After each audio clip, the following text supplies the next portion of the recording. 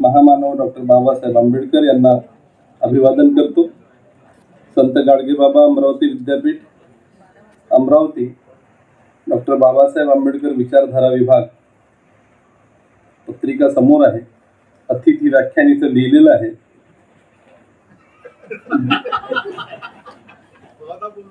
1.5 तास तुम्ही मला ऐकवलं आणि बरेच माझे मित्रमंडळी या ठिकाणी, मी स्वतः स्तुती करतो स्वतःची, मला ऐकण्यासाठी आले। ते ही पत्रिका पाहून आले का बा याचं आहे आणि 1.5 तास हा बोललेला ना, आपण 1 तासात मोकळं होऊ। तर तुम्ही मला 1.5 तास ऐकवलं, आता माझंही तेवढंच आहे का? कारण आजचा बादशाह होतो मी। अतिथी व्याख्यान म्हटल्यानंतर अतिथी आणि व्याख्यान एवढंच काम होतं। आता तुम्ही त्याला धम्मचक्र प्रवर्तन दिनाचा कार्यक्रम केला, कमीत कमी त्याच्यात ते टाकायला पाहिजे होतं, मग म्हणजे त्या हिशोबाने लोक आले असते। ठीक आहे, विषय फार चांगला घेतला, धम्मचक्र प्रवर्तन, डॉक्टर बाबासाहेब आंबेडकरांची भूमिका आणि आजचे वास्तव। माझे ज्येष्ठ आणि श्रेष्ठ मार्गदर्शक या ठिकाणी बसलेले आहेत, डॉक्टर B.R. वाघमारे साहेब, डॉक्टर वामन गवई, आणि या कार्यक्रमाचे अध्यक्ष माझे मित्र डॉक्टर रत्नशील खुबराकडे, ते समन्वयक आहे या विचारधारेचे। 2017ला आपण हा विभाग सुरू केला। हा विभाग सुरू करण्यासाठीचा त्या अगोदरचा 15 वर्षाचा संघर्ष आहे। तरी तो पूर्ण जी मागणी होती त्या मागणीनुसार तो सुरू झाला नाही। आपल्याला फुल टाइम टीचर या ठिकाणी पाहिजे होते, professor, associate professor, assistant professor, ते मिळाले नाही। दुधाची तहान ताकावर भागवल्या गेली। म्हटलं ठीक आहे, आता सुरू तर करून घ्या, पाहू आता। आणि हा विभाग सुरू झाला पाहिजे, टिकला पाहिजे, म्हणून अनेकांनी ऍडमिशन घेतली। आपण सुरू करून द्याव। त्यात सतीश्वर मोरे होते, B.R. वाघमारे साहेब होते, सीमा मेश्राम होत्या, सोनुले सर तुम्ही होते का? अशा अनेक लोकांनी ऍडमिशन्स घेतल्या का हा विभाग, संदीप होते, असे सुरू राहायला पाहिजे, सुरू झाला पाहिजे। आणि आम्ही ते लोक ओढून आणायचं, घ्या ऍडमिशन, घ्या ऍडमिशन, म्हणून PS खडसे सारख्या लोकांनी सुद्धा या ठिकाणी ऍडमिशन घेतल्या। 75 वर्षाचं वय असणारे अनेक लोक, का हा विभाग चालू राहिला पाहिजे। तो यासाठी राहिला पाहिजे की जो 15 वर्षाचा संघर्ष आहे, त्या संघर्षातून निर्माण झालेला हा विभाग येणाऱ्या पिढीसमोर काहीतरी आपला आदर्श ठेवेल। या आंबेडकरी चळवळीसाठी लागणारे जे रिसोर्सेस आहे, लागणारे जे लीडर्स आहे, ते या ठिकाणावरून तयार होतील, हा त्याचा मोठा असा उद्देश होता। या लोकांनी नंतर परीक्षा दिल्या नाही किंवा मग नंतर ते होत गेले ऍडमिशन। याही वर्षी मला पवार सरांनी सांगितलं 44 ऍडमिशन आहे, म्हणजे 40 फर्स्ट इयरला आहे, 44 सेकंड इयरला आहे, 84 लोकांचे ऍडमिशन आहे। आता 84 पैकी इथे किती हजार आहेत ते वेगळं ठेवू आपण। म्हणजे NEP ची घरघर इथेही आहे, ते सांभाळून घे जावा तुम्ही। खोबरागडे सर आहे, ते आपले मार्क्स वगैरे बरोबर टाकून द्या, बाकी हे सारे आपले मित्रच आहेत। अशा पद्धतीची वागणूक काही विद्यार्थ्यांची असेलही, पण उद्देश हा विभाग सुरू करण्यामागचा होता। तो उद्देश जर सफल झाला नसेल तर आमच्या संघर्षाला किंवा इथे ज्या ज्या लोकांनी या विभागासाठी संघर्ष केला त्याचं महत्व प्राप्त होणार नाही। आणि म्हणून जो उद्देश आपण या विभागासाठी ठेवलेला आहे तो उद्देश पूर्णत्वास गेला पाहिजे। 2017 पासून मी पाहतो त्या उद्देशात आपण पूर्णतः उतरलेलो नाही।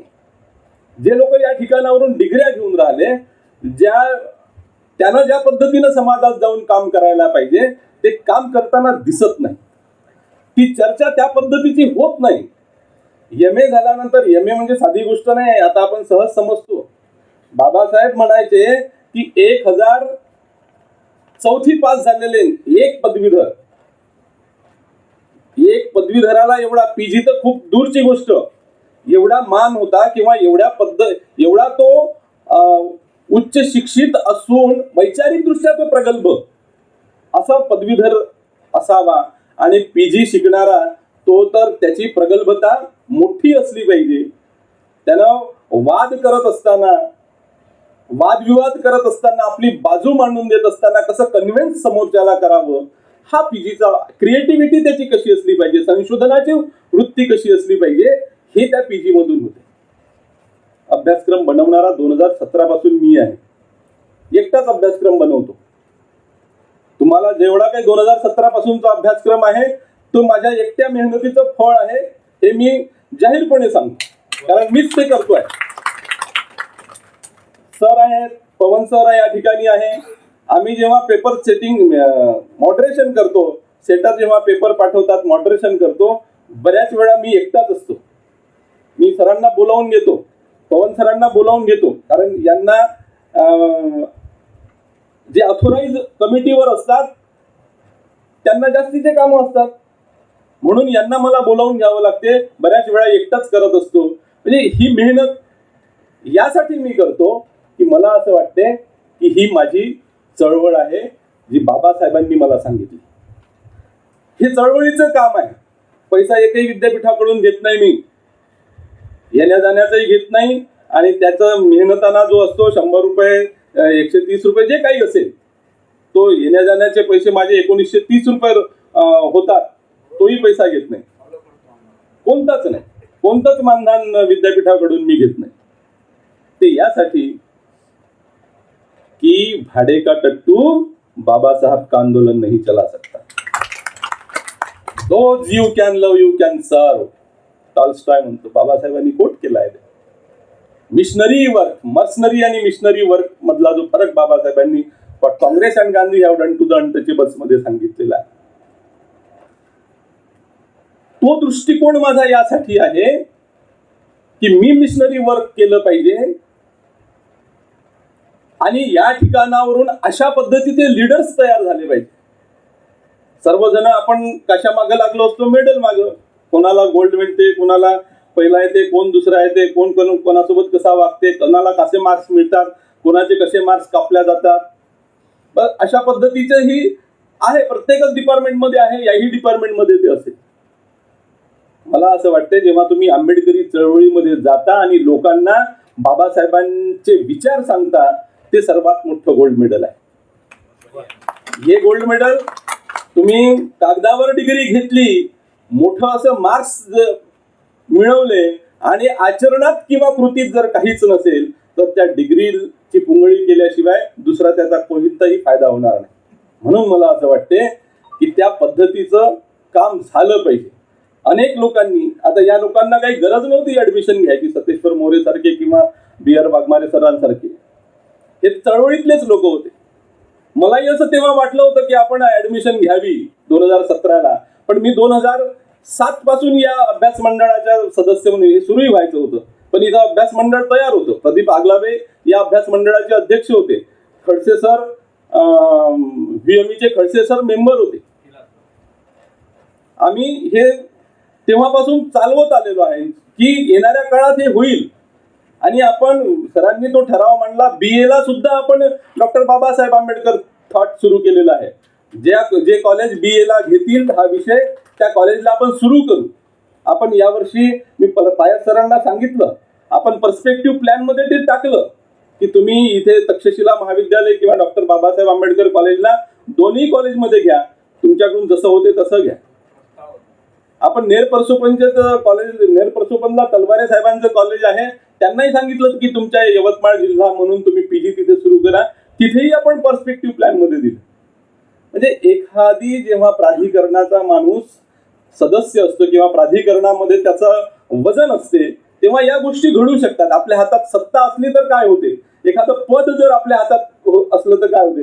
सरांनी मांडलं ठराव का BA ला असला पाहिजे, झाला पास. सरांनी मांडला ठराव की या ठिकाणी बिल्डिंग असली पाहिजे, 1 कोटी रुपये मंजूर झाले पाहिजे, झाला ठराव पास. होईल. आपण ठराव मांडला, तो बजेटरी झाला, आणि येणाऱ्या काळात ते होईलही. आता 1 कोटीचे 2 कोटी, संतोष बनसोडनी त्याला 1 कोटीचे 2 कोटी केले, ते आहे. अशा पद्धतीनं हे काम आम्ही लोक यासाठी करतो की आपल्यासाठी एक असा स्टेज तयार झाला पाहिजे, असा एक विभाग आहे. आणि इथं इथं येणारा जो आहे तो आंबेडकरी विचाराचा आहे. मग तो कडू असो का गोड असो, तो आंबेडकरी विचाराचा आहे. तो काही म्हणजे तुम्ही जय भीम केला किंवा तुम्ही बाबासाहेबांचं नाव घेतलं, बुद्धाचं नाव घेतलं म्हणून ऍडमिशन काढणारा नाही आहे. तो आहे विचारधारेचा, म्हणून तो या ठिकाणी आलेला आहे. त्यामुळं खुल्या दिलानं, कारण अभ्यासक्रमही आपण तसाच बनवलेला आहे. अभ्यासक्रमामध्ये 22 प्रतिज्ञाही आहे, धम्मचक्र प्रवर्तनही आहे, आणि ज्या गोष्टी पाहिजे चळवळीसाठीचा तो सर्व अभ्यासक्रमामध्ये आहे. म्हणजे अभ्यासक्रम आपण चळवळीच्या दृष्टिकोनातून बनवलेला आहे. नाही तर अभ्यासक्रम बनवताना आपल्याला फार मोठं तत्वज्ञान टाकता आलं असतं, न समजणारं तत्वज्ञान, आकलन न होणारं तत्वज्ञान टाकता आलं असतं. पण आपण अधिक सोपं करण्याचा आणि चळवळीचे लोक या ठिकाणावरून तयार व्हावे यासाठीचा आपला प्रयत्न होता. त्यात आम्ही यशस्वी झालो.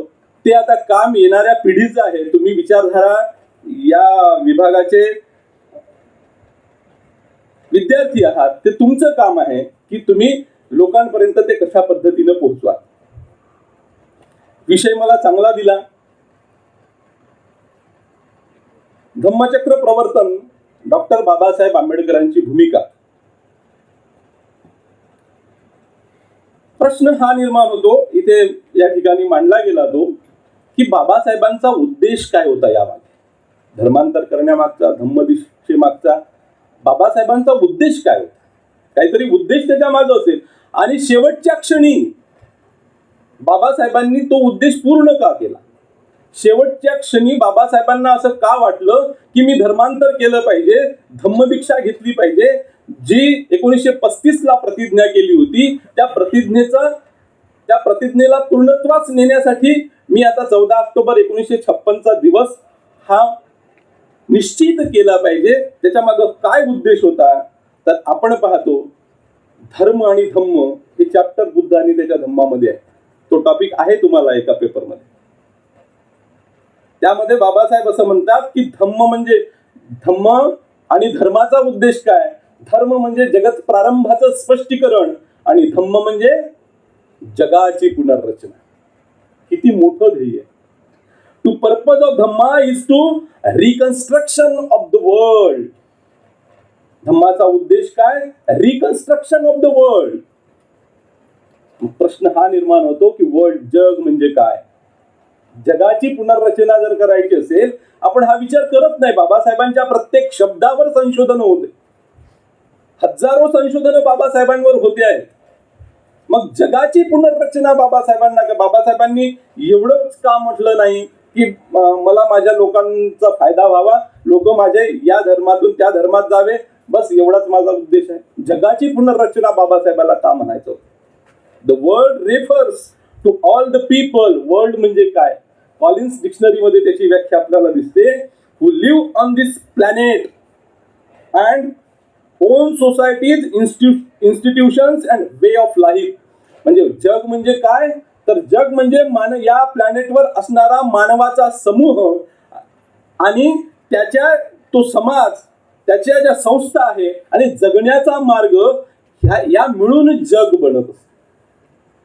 म्हणजे बाबासाहेबांनी जग म्हणजे फक्त डोंगर, जग म्हणजे फक्त नद्या, जग म्हणजे मोठा असा भूप्रदेश असा नाही. जग इथल्या इन्स्टिट्यूशन्स मुळे बनला, इथल्या सोसायटीज मुळे बनला, आणि जगण्याचा जो मार्ग या लोकांचा आहे, या प्लॅनेटवर राहायचा, या संपूर्ण मिळून जगाची पुनर्रचना बाबासाहेबांना करायची. महामानव आहे, ध्येयही मोठं राहणार आहे. आणि म्हणून बुद्धानं जे म्हटलं होतं की या जगात दुःख आहे. बुद्धानं असं म्हटलं नाही की भारतात दुःख आहे, जम्बूद्वीपात दुःख आहे, या आशियामध्ये दुःख आहे, असं बुद्धानं म्हटलं नाही. या जगात दुःख आहे. वैश्विक विचार आपल्याला दिसतो बुद्धाच्या धम्मामध्ये. जगात दुःख आहे आणि दुःख मुक्तीचा, या जगातले दुःख मुक्त समाज निर्माण करण्याचा मार्ग सुद्धा आहे.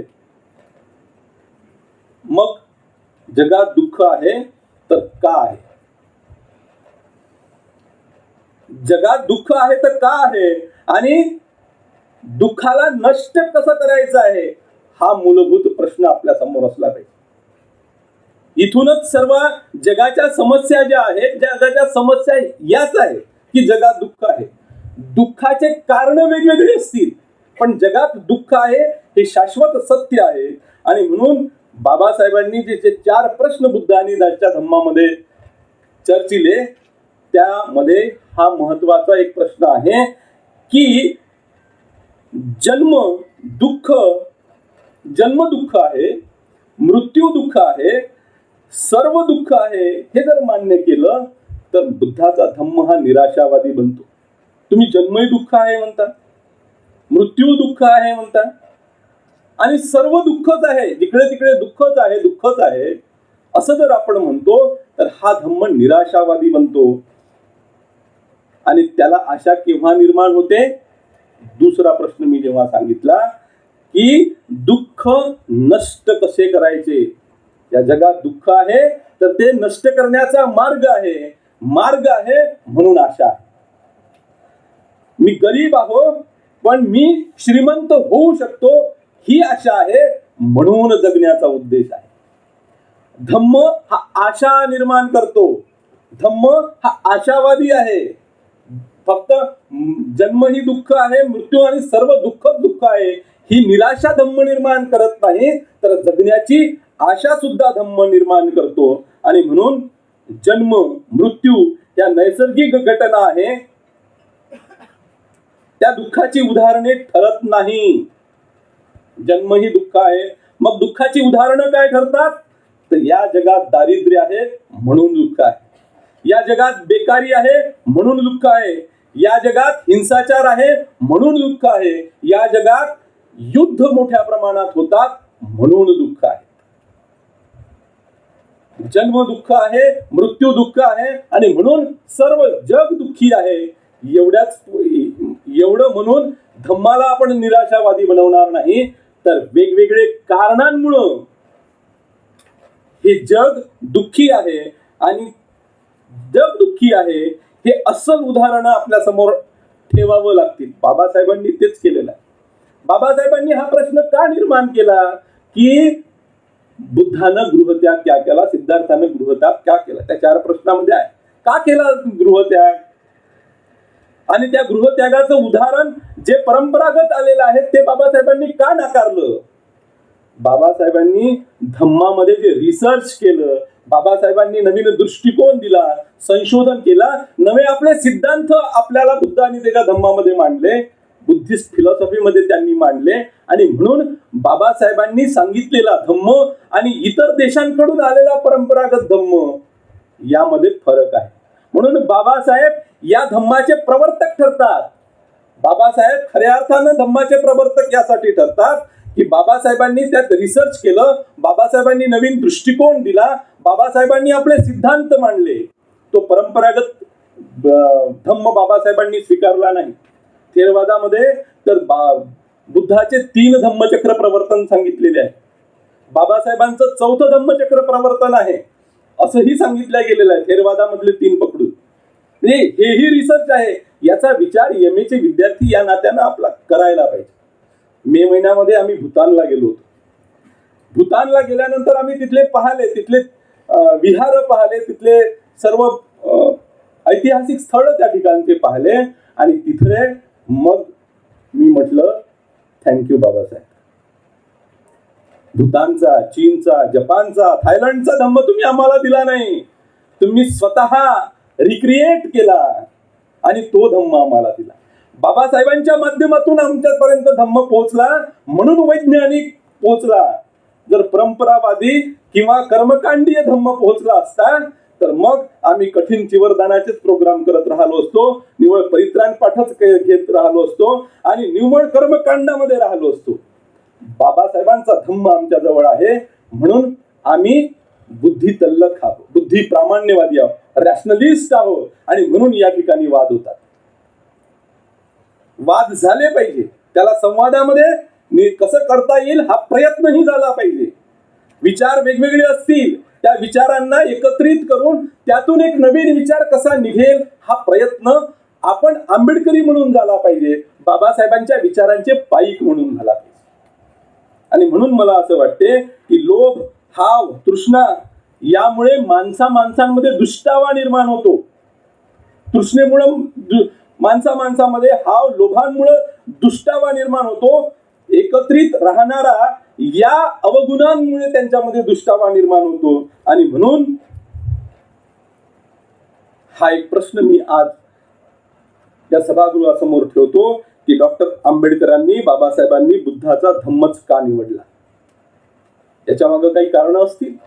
बाबासाहेबांना अनेक ऑफर्स आल्या, बाबासाहेबांनी त्या पद्धतीचा प्रयत्नही केला. इस्लाम असेल, ख्रिश्चन असेल, आणि काही लोक आपले इस्लाम मध्येही गेलेले आपल्याला दिसते, काही ख्रिश्चन झालेले आपल्याला दिसते. बाबासाहेबांनी तसं जाहीर केलं होतं. काही लोक शीख झालेले आपल्याला दिसते. पण बाबासाहेबांनी बुद्धाचा धम्मच का निवडला? Buddha and the future of his religion या ग्रंथात बाबासाहेबांनी काही अपेक्षा व्यक्त केलेल्या होत्या, आणि त्या आधारावर बाबासाहेबांच्या त्या अपेक्षा कोणता धर्म पूर्ण करू शकतो, आणि नंतर त्यांनी जो अभ्यास केला त्या अभ्यासाच्या आधारावर आपल्याला असं दिसते की त्यांनी बुद्धाचा धम्म निवडला. त्यांची पहिली अपेक्षा होती कोणता धर्म निवडावा, यामधली पहिली अपेक्षा होती तो धर्म नीतिमत्तेवर आधारित असला पाहिजे. हिंदू धर्मात ती नीतिमत्ता दिसत नव्हती. धर्माचा आधार माणूस आणि परतत्व यांच्यातील संबंध असू नये. माणूस आणि परतत्व म्हणजे ईश्वर. म्हणजे धर्म काय आहे? धर्म आपल्या शेजाऱ्यासोबत चांगलं वागणं. कशासाठी? तर ईश्वराची प्राप्ती करण्यासाठी. माणूस आणि परतत्व हा जिथे संबंध येतो तिथे नीती येत नाही. कारण तिथे सर्व एका ठिकाणी आपल्याला कोणाला खुश करायचं आहे? ईश्वराला, देवाला, अल्लाला, गॉडला आपल्याला खुश करायचं आहे. आणि म्हणून त्या ईश्वरासाठी आपल्याला जगायचं आहे. आणि कसं? जन्नत प्राप्त करण्यासाठी आपल्याला जगायचं आहे, स्वर्ग प्राप्तीसाठी आपल्याला जगायचं आहे. म्हणून तिथे नीती येत नाही. नीती कुठे येते? अलौकिक आणि लौकिक अशी नीती येत नाही. लौकिक आणि लौकिक अशीच नीती येते. माणसाचा तर तो माणसाशी, माणसासोबत असणारा संबंध, यातून नीतीची प्राप्ती होत असते. मनुष्य आणि देव यातून नीतीची प्राप्ती होत नाही, नीती निर्माण होत नाही. नीती माणसामध्ये निर्माण होत असते. बुद्धाच्या बुद्ध आणि त्याच्या धम्म या ग्रंथामध्ये बाबासाहेबांनी म्हटलेलं आहे, माणूस जर एकटाच असला तर त्याला नीतीची गरज नाही. पण एकापेक्षा जास्त लोक जेव्हा एकत्रित येतात तेव्हा नीतीची गरज असते. म्हणजे नीती हा माणसानं माणसाशी व्यवहारात केला जाणारा व्यवहार. मदननी म्हटल्याप्रमाणे माणसाचा माणसाशी प्रत्येक क्षेत्रात होणारा उचित व्यवहार. धम्म म्हणजे नीती, नीती म्हणजे सदाचार, आणि सदाचार म्हणजे माणसात प्रत्येक क्षेत्रात होणारा व्यवहार, उचित व्यवहार. उचित हा शब्द त्या ठिकाणी आपल्याला दिसतो. तिथून नीती तयार होते. मग नीती कोणता धर्म देते? नीती सर्व धर्म फेल आहे नीतीच्या बाबतीत. धर्म आणि धम्माच्या चॅप्टर मध्ये आपल्याला सांगितलेलं आहे. इतर धर्मामध्ये नीती फक्त एक डबा म्हणून लावलेला आहे, पण धम्मामध्ये तसं नाही. म्हणजे एक ट्रेन आहे, ट्रेनला एक डबा जोडलेला आहे, ती नीती. पण धम्मामध्ये पहिले इंजिन पासून तर शेवटच्या गार्ड पर्यंतचा जो डबा असतो ते म्हणजे नीती. धम्म म्हणजे नीती. साधा म्हणजे आपली प्रासंगिक नीतिमत्ता नाही. काय आहे? वर्षावास आहे, आम्हाला काहीच चालत नाही, आम्ही बिलकुल 3 महिने खात नाही. आणि 3 महिने कधी होते आणि 9 महिने कधी सुटतो? प्रासंगिक नीती. नाही, श्रावण महिना आहे, बिलकुल महिनाभर चालत नाही. आज ह्या सण आहे म्हणून चालत नाही, या तो सण आहे म्हणून चालत नाही. प्रासंगिक नीती. म्हणजे त्या दिवशी आपण पोळा आहे म्हणून बैलाची पूजा करायची आणि 364 दिवस त्याला पुराणी टोचायची. ही प्रासंगिक नीती आहे. प्रासंगिक नीती बुद्धाच्या धम्मात नाही. खाण्याचा आणि बुद्धाच्या धम्माच्या आचरणाचा काहीच संबंध नाहीये. माणूस खातो कशासाठी? जगण्यासाठी. शरीर. खाणे म्हणजे त्याला काय म्हणतात, आपण जे घेतो व्हिटॅमिन्स वगैरे जे असते त्याच्यामुळं आपलं शरीर जगते. ते तुम्ही काय खाता याच्या जगण्यासाठी खा. हे ऊर्जा किंवा माणूस चांगला निरोगी राहायला पाहिजे याच्यासाठी खा. खानाचा आणि धर्माचा कोणताच संबंध नाही. म्हणजे बुद्धी प्रामाण्यवाद हा या ठिकाणी दिसला पाहिजे, आपल्या आचरणामध्ये तो आला पाहिजे. म्हणून तो धर्म नीतिमत्तेवर आधारित असला पाहिजे, ही अपेक्षा बाबासाहेबांची धर्म स्वीकारण्यामागची होती. दुसरी गोष्ट म्हणजे धर्माचे कार्य दंड सत्तेप्रमाणे होऊ नये. धर्माचं काम काय आहे? तू वेद ऐकले, तुझ्या कानात शिसा टाकली. धर्माचं काम काय आहे? तू स्त्री आहे आणि स्त्री आहे म्हणून तुझा नवरा मेला, तू आता केस काप, काळी साडी घाल, पांढरी साडी घाल आणि त्या ठिकाणी दंड सत्ता म्हणून धर्माचं काम नाही. तर त्याचे आव्हान माणसातील नैतिक प्रेरणेचे असले पाहिजे. धर्माचं काम काय आहे की माणूस नैतिक कसा होईल हे आव्हान धर्मानं केलं पाहिजे. माणूस नैतिक झाला तर धर्म जिवंत राहतो. नैतिकतेच्या आधारावर असणारा माणूस तो धर्म जिवंत ठेवतो आणि म्हणून माणूस नैतिक झाला पाहिजे, त्यासाठी आवाहन करतो. तो खऱ्या अर्थानं धर्म असतो आणि म्हणून बाबासाहेब असं म्हणतात की नीतिमत्तेवर आधारित तो धर्म असला पाहिजे. दुसरी अपेक्षा बाबासाहेब त्याच पुस्तकामध्ये काय करतात की धर्म कसा असला पाहिजे, तर धर्म हा विज्ञानाशी सुसंगत असला पाहिजे. पहिला अंतराळवीर कोण? हनुमान.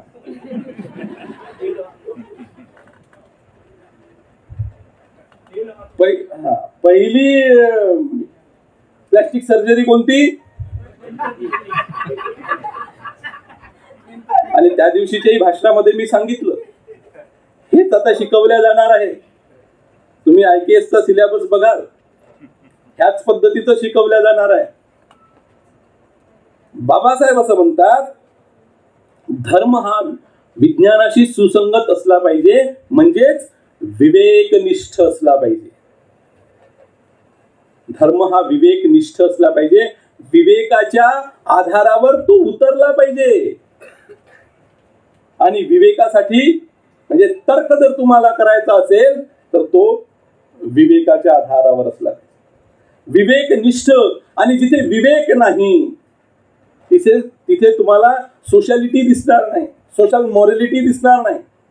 विवेकनिष्ठ धर्म असला, विज्ञानाशी तो सुसंगत असणे म्हणजे तुम्ही हे मान्य केलं पाहिजे की वैज्ञानिक दृष्टिकोन आणि वैज्ञानिक पद्धती याचा अंगीकार केला पाहिजे आणि त्याच्या वापरातून प्राप्त होणाऱ्या सत्यांचा त्याने स्वीकार केला पाहिजे. म्हणजे काहीतरी वैज्ञानिक दृष्टिकोन आहे, त्याच्या वैज्ञानिक पद्धती आहे. H2O पाणीच तयार होईल. ती रिॲक्शन झाल्यानंतर, ते केमिकल रिॲक्शन झाल्यानंतर किंवा केमिस्ट्रीमध्ये त्या रिॲक्शन होतात, त्या रिॲक्शन झाल्यानंतर काहीतरी निर्माण होते आणि ती वैज्ञानिक पद्धती आहे.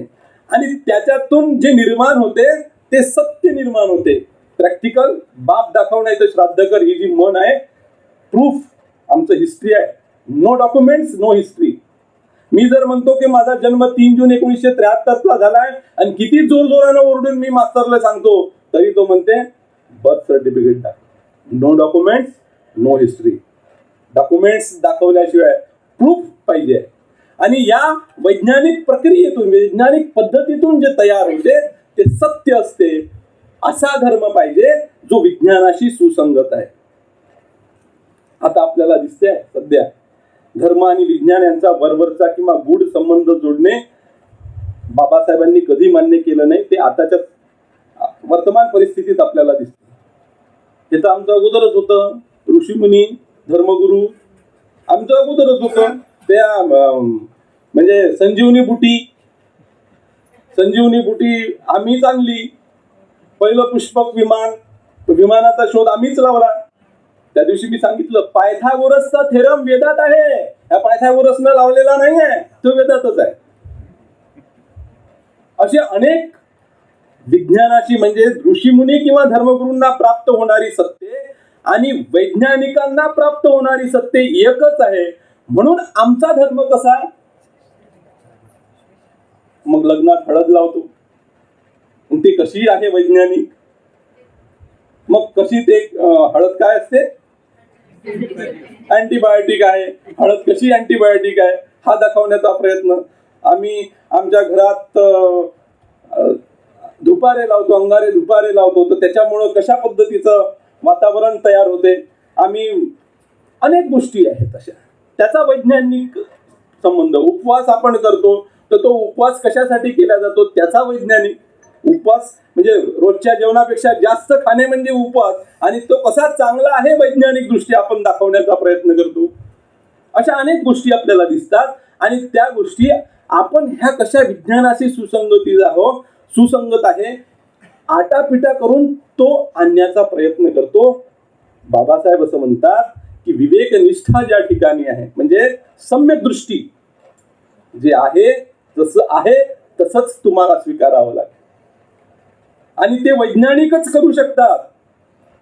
आजचे सगळे शोध आमच्या धर्मात पूर्वीच कसे लागले होते हे सांगण्याचा प्रयत्न या शिक्षण पद्धतीमध्ये आहे, ज्याला मी नॉनसेन्स एज्युकेशन पॉलिसी म्हणतो. NEPचा लॉंग फॉर्म बकवास आहे, बकवास एज्युकेशन पॉलिसी हे सांगण्याचा प्रयत्न याच्यात होतोय. म्हणजे अनेक जे आता जे वैज्ञानिक, विमानाचा शोध आम्ही कसा लागला आम्हाला तर हे मान्य नाही, उत्क्रांतीचा शोध आम्हाला मान्य नाही. आम्ही म्हटलं काही तो डार्विन लावलेला नाही, याच्यावर तुम्ही ऐकत असाल चर्चा. आम्ही प्राण प्रतिष्ठा, आम्ही मूर्तीत प्राण टाकणारे लोक आहोत. मग एखादा विचारतो कि वो मर गया है, वो कहाँ पे बॉर्डर पे मर गए, उसमें भी जान डालते क्या. मग तेव्हा बाबा चुप असते. या पद्धतीचे जे संबंध आहेत, हा संबंध म्हणून बाबासाहेब असं म्हणतात की वैज्ञानिक दृष्टिकोन किंवा विज्ञानाची मान्यता ज्या धर्माला आहे तो धर्म स्वीकारणं ही अपेक्षा बाबासाहेबांची दुसरी धर्माकडून होती. म्हणून बाबासाहेब सायंटिफिक रॅशनॅलिटीवर भर देत होते. वैज्ञानिक बुद्धिप्रामाण्यवाद, रॅशनलिस्ट बाबासाहेब सायंटिफिक रॅशनॅलिटीवर भर यासाठी देत होते की माणसाच्या बुद्धीचा उपयोग झाला पाहिजे काहीतरी. नाही ते अगोदरच आमच्या वेदामध्ये आहे, आणि वेद कोणी सांगितले? वेद हे अपौरुषेय आहे. वेद देवानं सांगितले, ईश्वरानं सांगितले. कोणाला सांगितले?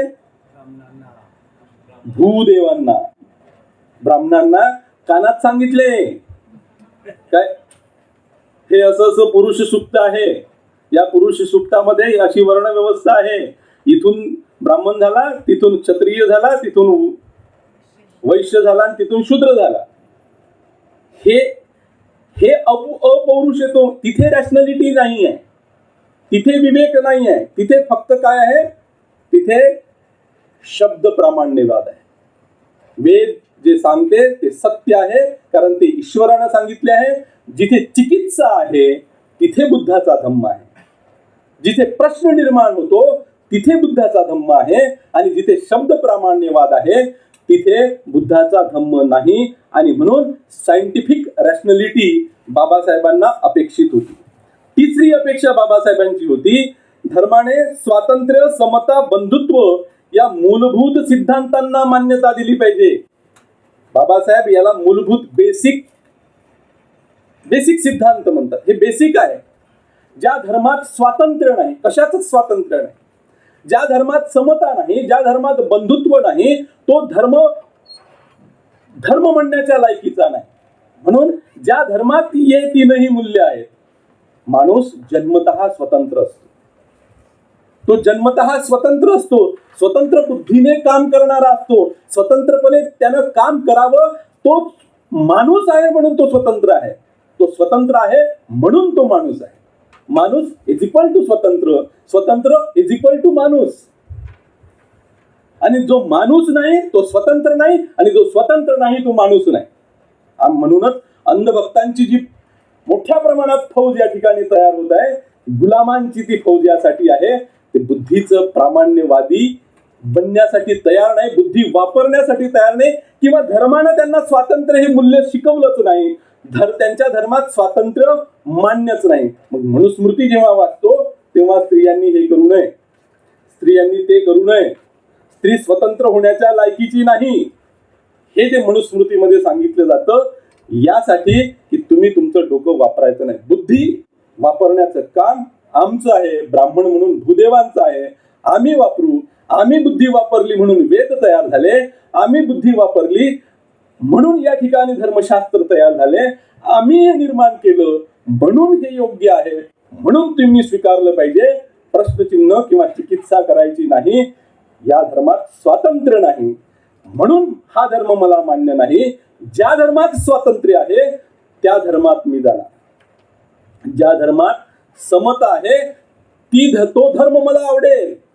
समता, सर्व प्रकारची समता. कोणी श्रीमंत नाही, कोणी गरीब नाही. माणूस माणूस म्हणून वागतो. ज्या माणसामध्ये मनुष्यत्व आहे तो माणसासारखा वागतो. माणसानं माणसाशी माणसासारखा व्यवहार केला पाहिजे. हे ज्या धर्मामध्ये आहे तिथे समतेचं वातावरण आहे. नाहीतर नवराई प्राध्यापक आणि बायकोही प्राध्यापक, दोघही जण सारखाच पगार कमावते, पण घरी आल्यानंतर ती थकून येते. हा घरीच बसलेला असतो, सुट्टी घेतली वगैरे, आणि आल्यानंतर पाणी आण. अबे प्राध्यापक आहे ना ते, तुझ्याच एवढा पगार कमावते ना, आहे ना. कोणतं समज हे? मी तिकडली नाही सांगत, आपल्या इकडलं सांगतो. अंदरलं आपल्या इकडलं स्वतःला आपण समजणारे, आंबेडकरी समजणारे लोकही आनंद पाणी आण, ताट वाढून द्या, सारच पाहिजे. कारण मी पुरुष आहे, पुरुष प्रधान संस्कृती आहे. भाषण देतो ना मी, लिबर्टी, इक्वॅलिटी, फ्रॅटर्निटी, मोठमोठे भाषण देईल मी. पण घरात वागताना मात्र तशाच पद्धतीचं. ही जी समता आहे, ही समता स्त्री पुरुषांच्या बाबतीत असो, पुरुषांच्या बाबतीत असो, स्त्रियांच्या बाबतीत असो, या सर्व ठिकाणी ते मूल्य रुजवल्या गेले पाहिजे. ते मूल्य यासाठी आवश्यक आहे की या मूल्यांवर आधारित जो समाज असतो तो समाज या संज्ञेस प्राप्त होतो. त्या समूहाला समाज ही संज्ञा प्राप्त होते. कारण समाजाची व्याख्या करताना बाबासाहेब म्हणतात की समाज म्हणजे काय, तर परस्पर सहकार्याची भावना ज्या समूहात आहे तो समूह म्हणजे समाज. मग परस्पर सहकार्याची भावना जसं आपली बाहेर असते तशी घरातही असली पाहिजे. तिची कंबर दुखून राहिली तर आपण उचललं पाहिजे गुंड, थोडसा पाण्याचा गुंड. कंबर दुखून राहिली ना, ह्या तू धष्टपुष्ट आहे ना, ह्या गोष्टी झाल्या पाहिजे घरामध्ये. हे वातावरण ज्या समाजात असते, परस्पर सहकार्याची भावना ज्या समूहामध्ये असते, मग तो समूह कोणताही असो, तो मानवी समूह आहे, ही भूमिका आपली असली पाहिजे. आम्ही का उठतो की आमच्या स्त्रीवर बलात्कार झाला म्हणून आम्ही उठून उभं अन्यायासाठी राहतो. आमच्या माणसावर अन्याय अत्याचार झाला म्हणून आम्ही उठून उभं राहतो. ही मानवी प्रवृत्ती नाही. अन्याय आणि अत्याचार झाला, बलात्कार झाला म्हणून उठून उभं राहणे ही मानवी प्रवृत्ती आहे. ती कोणत्या जातीची आहे, कोणत्या धर्माची आहे, कोणत्या पंथाची आहे, याच्याशी आम्हाला घेणं देणं नाही. तो खरा आंबेडकर आहे, तो खरा आंबेडकर. नाही माझ्याच जातीची आहे, मग त्याचाही ठेका आम्हीच घेतला काय, मग धनगराचाही आम्हीच घेतला काय, मग कुंब्याचाही आम्हीच घेतला काय, माळ्याचाही आम्हीच घेतला काय, मुसलमानाचाही आम्हीच घेतला काय. जिथे अत्याचार अन्याय आहे तिथे हे मूल्य आहेत, तिथे आंबेडकरी माणूस असला पाहिजे. याला भारत बौद्धमय करणं म्हणतात. भारत बौद्धमय अशा पद्धतीनं होईल, दीक्षा दिल्यानं होणार नाही. ज्यांनी तिथं दीक्षा घेतली होती 14 ऑक्टोबर 1956 ते 1 महिनाभर राहू शकले नव्हते मोठ्याचं मटण खाल्लं. 1 महिना झालं संपलं. आता ते आठवण येत होती ना, आठवण येत होती. 1 महिन्यानंतर पुन्हा तो प्रयोग सुरू झाला. दीक्षा घेतल्यानं होत नाही, आचरण महत्वाचं आहे. आणि वारंवार प्रत्येक धम्माचा माणूस, प्रत्येक धम्मगुरू आचरणावर का, भिक्खू संघ आचरणावर का भर देतो? कोणतेही धार्मिक काम करणारे लोक आचरणावर यासाठीच भर देतात की तुमच्या आचरणातून त्याला समोरच्याला प्रेरणा मिळाली. असेच तयार झाले काय कडू, प्रफुल्ल कडू असेच तयार नाही झाले. कोणीतरी आचरण करणारा व्यक्ती, वर्ग, समूह त्यांच्या समोर होता. या ठिकाणी धम्माची चळवळ, आंबेडकरी चळवळ जोमानं पुढे जात आहे ते यासाठीच की तुम्ही काहीतरी त्यांच्या समोर मॉडेल ठेवलं. त्यांनी स्वतःची बुद्धिमत्ता त्यामध्ये टाकून एक त्यांचा समूह तयार केला. आपण मॉडेल आहो. या मानवी समूहासमोर किंवा इतर जातींसमोर, ओबीसींसमोर आपण मॉडेल आहोत. आणि बाबासाहेब वारंवार आपल्याला सांगतात, they are our natural allies. ते आपले नैसर्गिक मित्र आहेत. इथला एससी असेल, इथला एसटी असेल, इथला ओबीसी असेल, इथला मायनॉरिटीज असेल, they are our natural allies. ते आपले नैसर्गिक मित्र आहे. नैसर्गिक मित्र म्हणून आपल्याला आपल्याला सांगणारा वेगळा आहे. अरे मराठाईनंच आपल्यावर अन्याय अत्याचार केला, पाटलाईनंच आपल्यावर अन्याय अत्याचार केला. पण हे सांगणारे वेगळे आहे. तो देवा भाऊ असेल, नरेंद्र भाऊ असेल, RSS भाऊ असेल, हे सांगणारे त्यांच्यावर ही फॅक्ट आहे, ही मी नाकारत नाही. प्रत्यक्ष कृती त्यांच्याच हातून त्यांनी करून घेतलेली आहे. पण ते असे का झाले हा विचार झाला पाहिजे. आणि असे असताना सुद्धा जे लोक सुधारलेले आहेत, जे कुठेतरी शाहू महाराजांच्या, छत्रपती शिवाजींच्या, फुल्यांच्या विचारांनी प्रेरित होऊन काम करताना दिसतात, असे ना. कारण ही ग्रॅज्युअल प्रोसेस आहे. ही काही एका 50-60 वर्षाची प्रोसेस नाही आहे. ही सतत चालणारी प्रोसेस आहे. लोक तयार होऊन राहिलेले आहेत. आपण पाहतो, आपण जर ही चळवळ अधिक जोमानं चालवली असती तर आज अंधभक्तांची फौज कमी राहिली असती.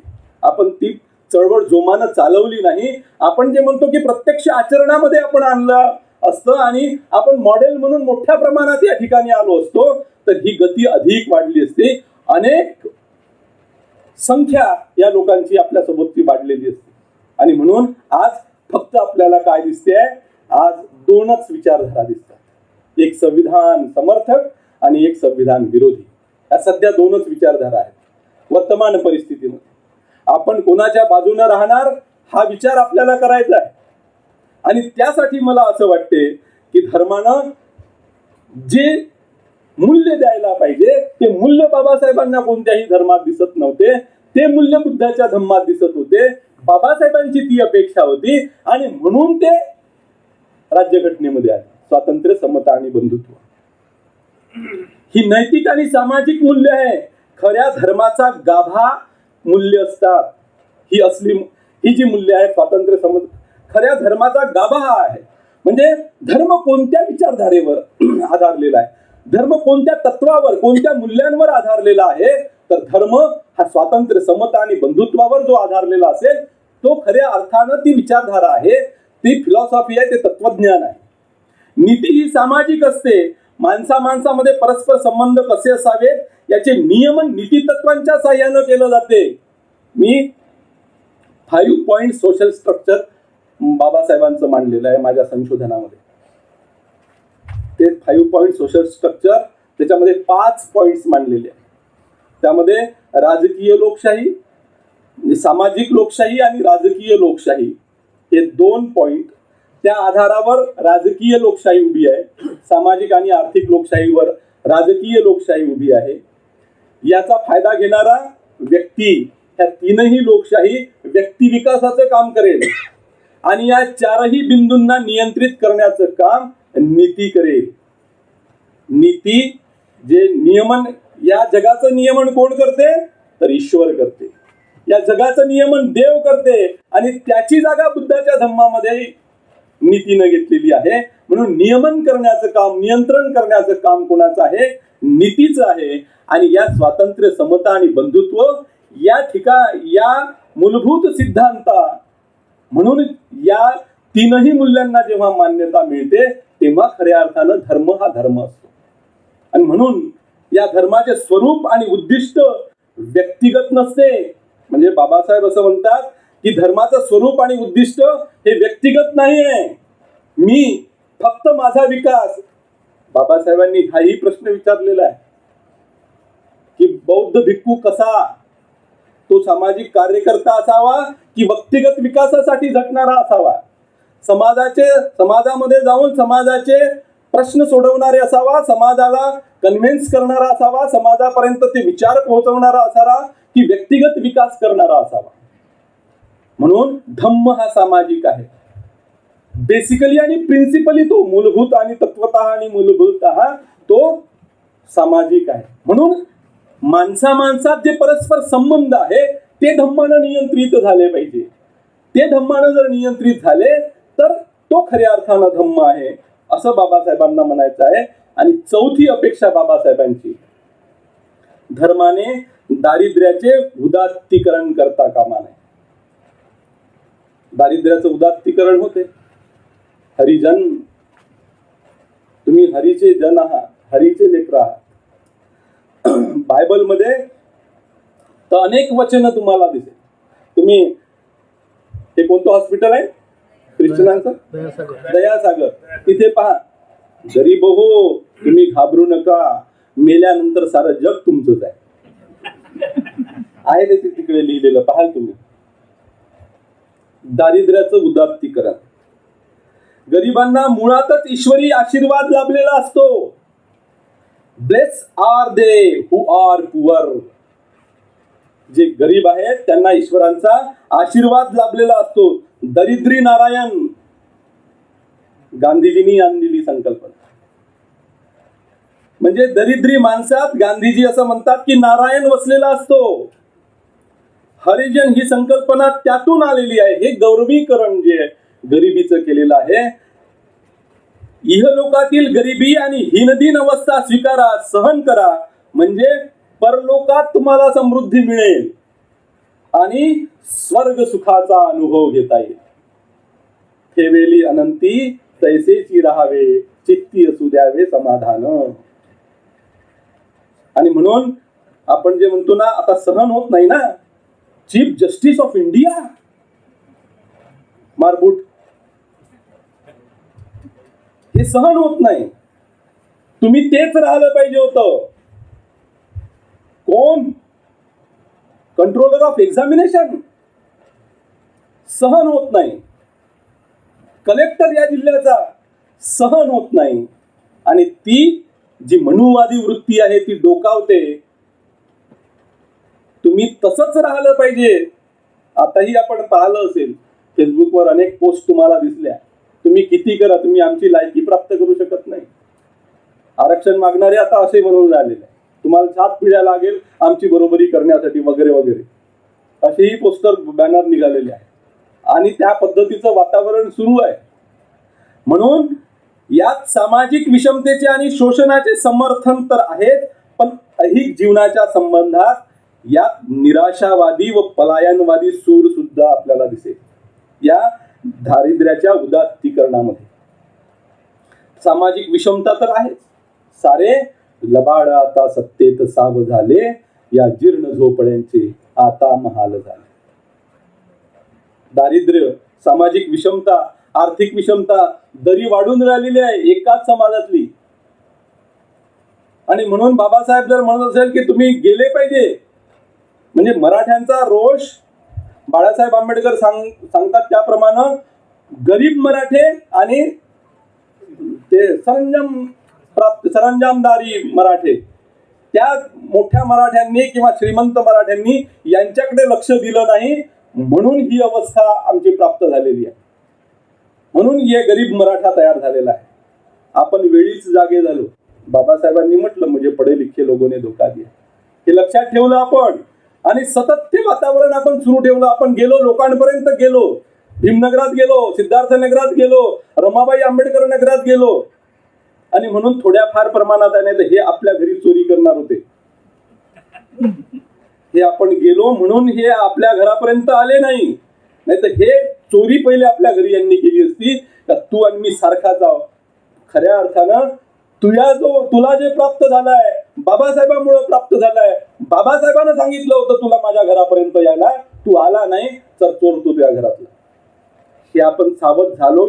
म्हणून आपल्या विरोधात आज ज्या मराठ्यांच्या विरोधात, धनदांड्या मराठ्यांच्या विरोधात लोक दिसतात, मराठेच दिसतात, ते आपल्या विरोधात यासाठी दिसत नाही की आपण थोड्याफार लोकांनी का होईना ती जबाबदारी घेतली.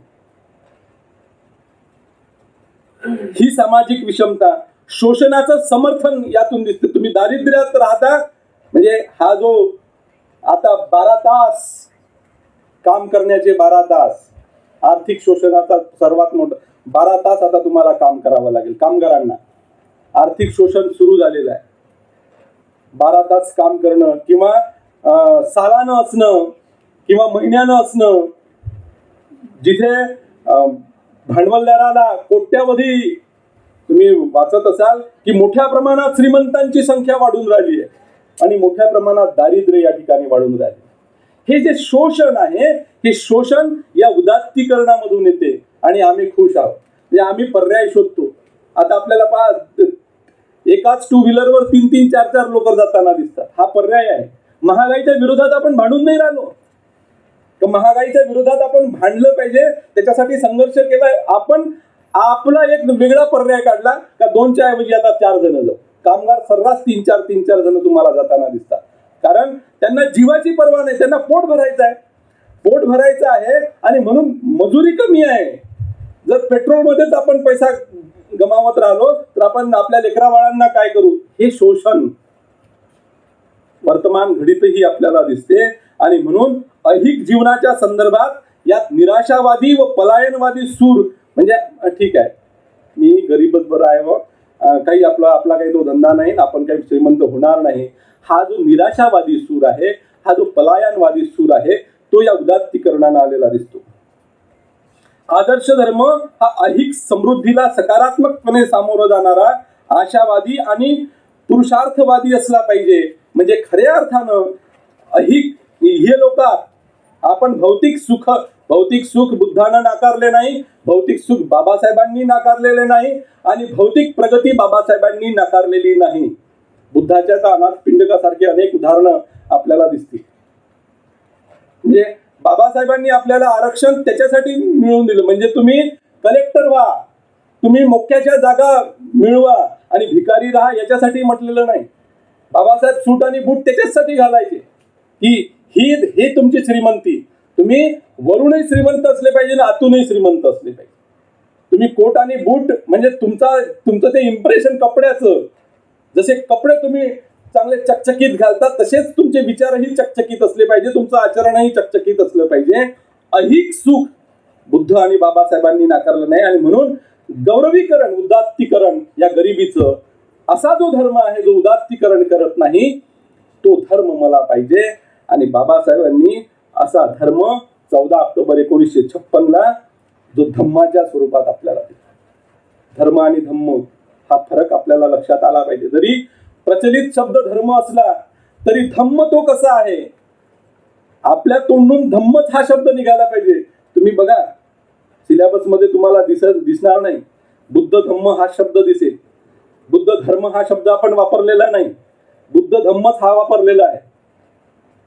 तो यासाठीच वापरलेला आहे की आपण जे सुशिक्षित आहोत त्यांच्या तोंडून हा शब्द धम्म धम्म धम्म, कारण धर्म आणि धम्मामध्ये फरक जो बाबासाहेबांनी दाखवला, धर्म म्हणजे कर्मकांड आपण जोपर्यंत सोडत नाही तोपर्यंत आपल्या घरात या सर्व गोष्टी होणारच आहे. म्हणजे आज ही अनेक खेड्यांमध्ये चांगल्या घरांमध्ये सुद्धा ही अवस्था आपल्याला दिसते. एकीकडून उघडा बाबा आहे आणि एकीकडून नागडा बाबा आहे, अनेक घरांमध्ये आहे. तिथं जर असेल तर ती आपली जबाबदारी का, माझ्या घरात माझ्या नातेवाईकाच्या घरात असं का आहे, ती जबाबदारी आमची आहे. आम्ही त्याला सांगितलं पाहिजे, कन्व्हिन्स केलं पाहिजे.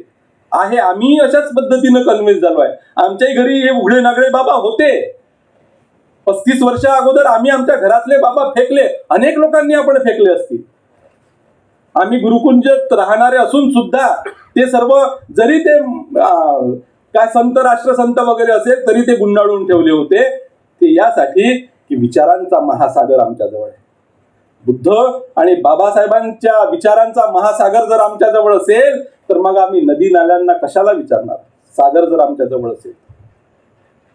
म्हणून 14 ऑक्टोबर 1956 जो धम्म दिला तो या चारही अपेक्षा बाबासाहेबांच्या पूर्ण करतात. आणि बाबासाहेबांनी फक्त हा धम्मच दिला नाही, आता वास्तविकता या ठिकाणी धम्मचक्र प्रवर्तन आणि बाबासाहेबांची भूमिका आणि आजची वास्तविकता काय आहे. आजचं वास्तव 22 प्रतिज्ञा का दिल्या असाव्या, मदननं सांगितलं या ठिकाणी, वामनदादांनी पण सांगितलं का दिल्या असाव्या. काय आहे त्या 22 प्रतिज्ञांमध्ये. पहिल्या 8 प्रतिज्ञा आपल्याला सांगतात की तुम्ही बुद्धिनिष्ठ आहात, बुद्धी प्रामाण्यवादी आहात, बुद्धीचा वापर करता. तुम्ही नाकारण्याची शक्ती तुमच्यामध्ये आलेली आहे. तुम्ही ह्या गोष्टी नाकारल्या पाहिजे आणि तत्कालीन परिस्थितीमध्ये हे आवश्यक होतं या 22 प्रतिज्ञा देणं, का तुम्ही नाकारणं शिकलं पाहिजे. बाबासाहेबांनी पर्याय आपल्याला उपलब्ध करून दिलेला. बाबासाहेबांनी हा आदेश दिला की तुम्ही बंद करा मेलेल्या ढोराचं मांस खाणं. बाबासाहेबांनी लोकांना पर्याय विचारला. बाबासाहेब म्हणतात आज माझ्याजवळ पर्याय नाही, पण हा तुमच्या मुक्तीचा मार्ग नाही, हे तुमच्या हिताचं नाही, तुमच्या आरोग्यासाठी सुद्धा हितकारक नाही. मग आम्ही कसं जगावं? मेले तरी चालते, पण मेलेल्या ढोराचं मांस खाऊ नका. म्हणजे पर्याय जरी बाबासाहेबांनी त्यावेळी दिला नसला तरी जे वाईट आहे ते तुम्ही सोडलंच पाहिजे. त्यासाठी या 22 प्रतिज्ञा आहे. या 8 प्रतिज्ञा आम्हाला सांगतात की हे आम्ही नाकारलं, हे नाकारलं आणि म्हणून आता हे स्वीकारलं, हेही तसंच ठेवलं आणि हेही आचरणात आणतो असं जर म्हणत असं तर ते जमत नाही, ते खिचडी होऊन जाते. कुठेतरी आपली भूमिका घेतली पाहिजे.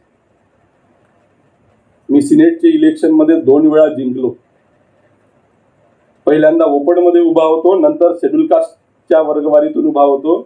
पण मी कधीच दिवाळीचा मेसेज टाकला नाही, दसऱ्याचा मेसेज टाकला नाही आणि कोणत्या सण आणि उत्सवाचा मी मेसेज टाकत नाही. तरी मी जिंकून येतो. मी माझ्या विचारधारेवर कायम आहे. तुम्ही निवडून द्या नका देऊ, मी माझ्या विचारधारेवर कायम आहे. आणि सांगण्याचं तात्पर्य हे किंवा सांगण्यासाठी मला आनंद वाटतो की ही विचारधाराही असताना, या पद्धतीचं वागणं असताना सुद्धा नुटाच्या अनेक मीटिंग असतात. माझी जी संघटना आहे नुटा, याच्या अनेक मीटिंग मी महाराष्ट्राच्या बॉडीवरही आहे. मी माझी विचारधारा कधीच सोडत नाही, कारण त्यांनी माझी विचारधारा स्वीकारावी हा माझा आग्रह नाही. आणि माझ्या संघटनेचं एक वैशिष्ट्य हे आहे का तू आमची विचारधारा स्वीकार, हा त्यांचा आग्रह कधीच नाही. वाघमारे साहेब त्याचं उदाहरण आहे.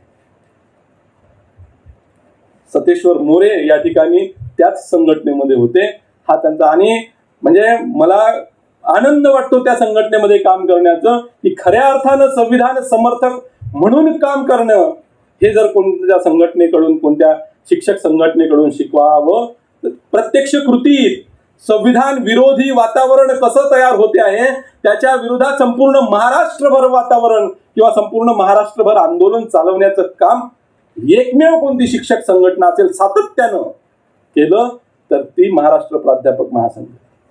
त्या संघटनेत मी यासाठी आहो की मला त्या ठिकाणी माझे विचार दिसतात आणि काम करण्यासाठीचा मोठा स्कोप त्या ठिकाणी आहे. आणि माझी जी विचारधारा आहे ती विचारधारा त्या ठिकाणी स्वीकारल्या गेली आहे. आणि म्हणून मला असं वाटते की त्या ठिकाणी मी काम केलं पाहिजे. म्हणून मी नाकारलं. ब्रह्मा विष्णू महेश यांना मी देव मानणार नाहीच, बिलकुल मानणार नाही. गौरी गणपती यांना मानणार नाहीच, बिलकुल मानणार नाही, मानणारही नाही. इतप्पर मी बुद्धाच्या शिकवणीप्रमाणे वागतो. शेवटची तत्त्वे. या सर्व गोष्टी यासाठी आपल्याला सांगावं लागते की आजची वास्तविकता काय आहे, आज काय वास्तव आहे. माणूस मरायला टेकला पण अजूनही बुद्धाच्या जवळ गेला नाही. म्हणजे बुद्धाच्या विचारसरणीनुसार त्याला वागता येऊन राहिलेलं नाही. अजूनही त्याची वैचारिकता स्पष्ट नाही. मोठ्या पदावर होता, मोठा सन्मान त्याला समाजामध्ये होता, पण अजूनही जर तो त्या पद्धतीनं कर्मकांडीय विचार करत असेल तर त्याच्या विरोधात आपण काहीतरी निर्णय घ्यायला पाहिजे. समाज म्हणून निर्णय घ्यायला पाहिजे. हे निर्णय याच्या अगोदर घेतलेले आहेत, समता सैनिक दलानं घेतलेले आहेत. आम्हाला BL नागदिवे म्हणून पीपल सोशल इन्स्टिट्यूशन मध्ये होते, ते सांगायचे की समता सैनिक दल बाबासाहेबांनी म्हटलं की बिलकुल मेलेल्या ढोराचं मांस खायचं नाही. बाबासाहेबांनी आदेश दिला, पण काही लोक लपून छपून खात होते, कारण ते राहणं होत नाही ना. रविवार आला का ते, म्हणजे आज आपल्या कर्मचाऱ्यांचं ते आहे, रविवार आला का ते पाहिजेच ते. तेव्हाही बाबासाहेबांनी आदेश दिल्यानंतरही लोक खात होते. मग समता सैनिक दलाचे लोक काय करायचे, कोणाच्या घरी शिजून राहिलं घरी जायचे आणि त्याचं ते भांड उलटवून टाकायचे. आणि असं नागदिवे साहेब सांगत होते की त्याच्या घरावरचं कौल असं उलट करून ठेवायचे आणि त्याला घमड्या म्हणायचे. घमड्या ही तेव्हा शिवी होती.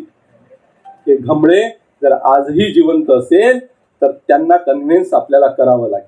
ही वास्तविकता आहे. वास्तविकतेत आपण जगलं पाहिजे. बुद्धाचा धम्मा हा व्यवहारिक आहे. व्यवहारात तो दिसला पाहिजे. व्यवहारात तो आपल्याला आचरणात आणला पाहिजे. अशी आपण कृती केली पाहिजे. आणि खऱ्या अर्थानं जर आपण बुद्धाचा धम्म व्यवहारिक दृष्ट्या जर लोकांसमोर मांडला तर लोक यांना स्वीकारतील. म्हणजे आपल्याला ही आवश्यकता नाही त्यानं दीक्षा घ्यावी, त्यानं आपल्या कार्यक्रमांमध्ये हे आवश्यकता नाही, तो घरी त्या पद्धतीचं का वागू शकेल, तो त्याच्या नातेवाईकासोबत स्वातंत्र्य, समता आणि बंधुत्वाचं वातावरण निर्माण करू शकेल, आपल्या लोकांमध्ये आजूबाजूनं तो ते वातावरण निर्माण करू शकेल, त्याच्या वागण्यामध्ये काहीतरी बदल पडेल. ही भारत बौद्धमय करण्याची प्रक्रिया आहे, ही पद्धती आहे. म्हणजे 100 ओबीसी लोकांनी किंवा 1000 मातंगांनी बौद्ध धम्माची दीक्षा घेतली म्हणून भारत बौद्धमय होईल असं नाही आहे. याच्या अगोदर हे प्रयोग झालेले आहेत.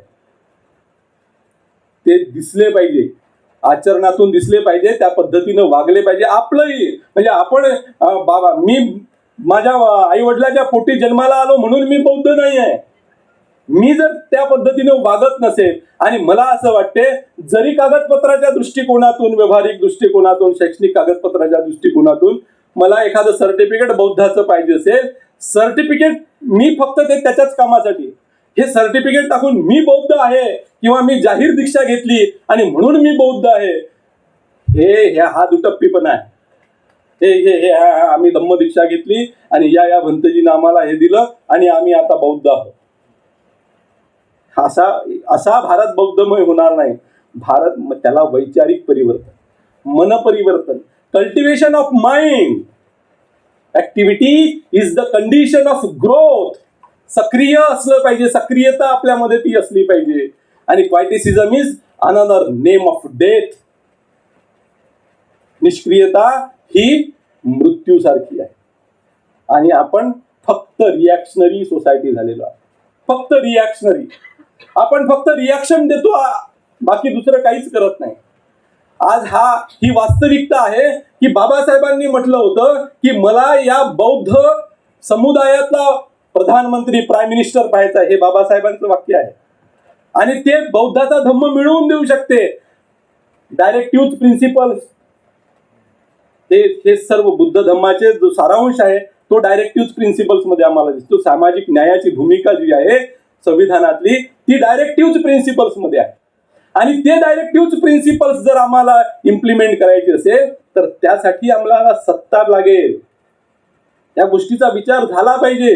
जेव्हा जेव्हा आम्ही धम्म हा विचार करतो तर त्या धम्मातून धम्म आणि संविधान, धम्म आणि सत्ता ही कसं त्याचं सूत्र आपल्याला जुळवता येईल. कारण जोपर्यंत धम्माचरण करणारे, आंबेडकरी विचारसरणी जगणारे लोक तुमचे संसदेमध्ये जाणार नाही तोपर्यंत तुमच्या समस्या सुटणार नाही.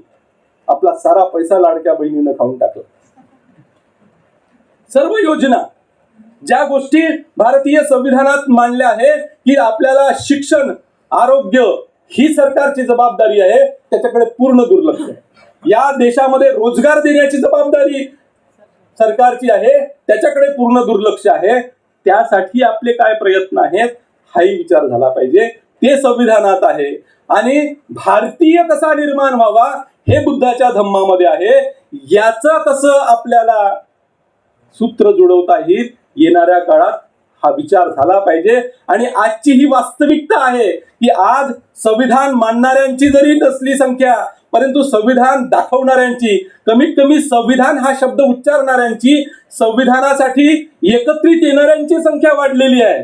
आपण जर म्हणू याईनं तर 70 वर्ष असंच केलं, याईनं 70 वर्ष तसंच केलं, या पक्षानं असं केलं, त्या पक्षानं तसं केलं, आपणही तो पर्याय दिला पाहिजे, सक्षम पर्याय दिला पाहिजे.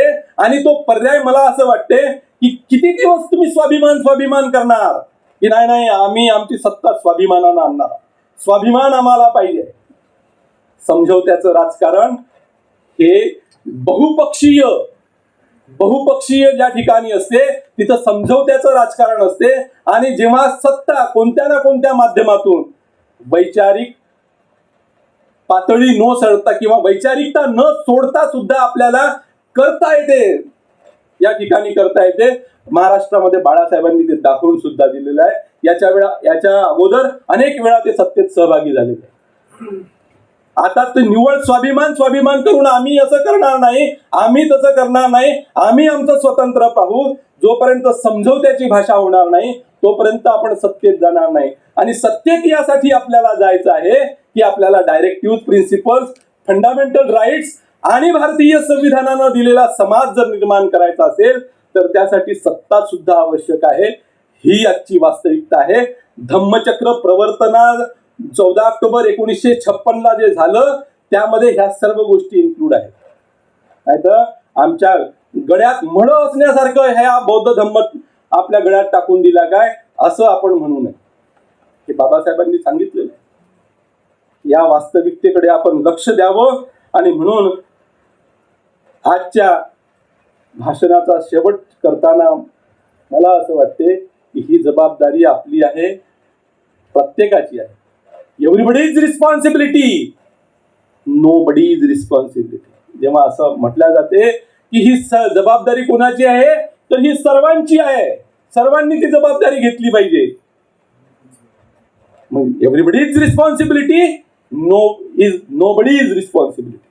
जी सर्वांची जबाबदारी असते ती कुणाचीही जबाबदारी नसते.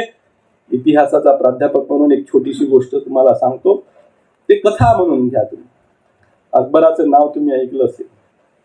अकबरानं एक आदेश दिला कोणाला? बिरबलला. बिरबलाला म्हटलं की बिरबला, माझ्यावर निष्ठा असणाऱ्या लोकांची यादी मला उद्या सकाळपर्यंत पाहिजे. उद्या सकाळपर्यंत यादी कशी मिळेल? बिरबलाला प्रश्न पडला आणि बिरबलानं एक शक्कल लढवली. त्यानं लगेच पूर्ण फतेपूर सिक्रीमध्ये, अकबराच्या राजधानीमध्ये दवंडी पिटवली की माझ्यावर निष्ठा असणाऱ्या लोकांनी, बादशहावर निष्ठा असणाऱ्या लोकांनी रात्रीच्या वेळी 1 लोटा दूध घेऊन फतेपूर सिक्रीच्या मैदानात असलेला जो हौद आहे त्या हौदाला एक जे छिद्र आहे त्या छिद्रातून रात्रीच्या वेळी जाऊन 1 लोटा दूध टाकायचं. सर्वांनी ती दवंडी ऐकली आणि ती दवंडी ऐकल्यानंतर सर्वांनी 1 लोटा त्या हौदात टाकला. दुसऱ्या दिवशी सर्व मंत्रिमंडळ त्या हौदाच्या आजूबाजूने जमा झालं. बादशाह आला, त्या फतेपूर सिक्रीतले लोक त्या मैदानात जमा झाले. त्या हौदाचं झाकण उघडल्या गेलं. त्या हौदात स्वच्छ पाणी होतं. Everybody is responsibility, is nobody is responsibility. कारण प्रत्येकानं हा विचार केला, तोही दूध आणेल, तोही दूध आणेल, तोही दूध आणेल, माझं 1 लोटा पाणी पचून जाईल. सर्वांना 1 लोटा पाणी चालेल. This is my responsibility. म्हणून ही माझी जबाबदारी आहे. It's my moral responsibility, it's my moral duty. ही माझी जबाबदारी आहे. बाबासाहेबांच्या संघर्षाचा, त्यागाचा आणि बलिदानाचं फलित म्हणून मी या ठिकाणी जर असेल आणि ती जबाबदारी जर माझी असेल तर ती जबाबदारी मी घेतली पाहिजे. नैतिक कर्तव्य म्हणून घेतली पाहिजे, उत्तरदायित्व म्हणून घेतली पाहिजे.